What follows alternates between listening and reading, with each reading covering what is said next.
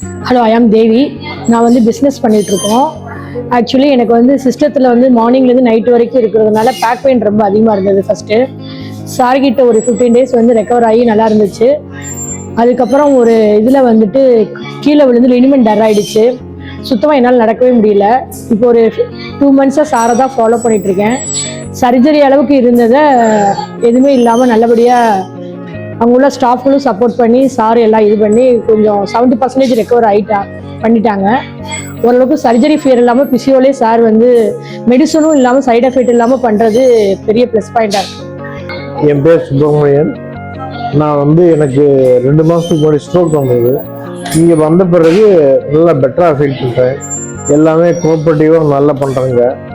நல்ல ஸ்பீச் வருது, நல்லா கை கால்லாம் நல்லா வருது, நல்லா சொல்லி கொடுக்குறாங்க.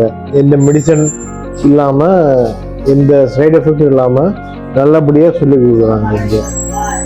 தேங்க்யூ.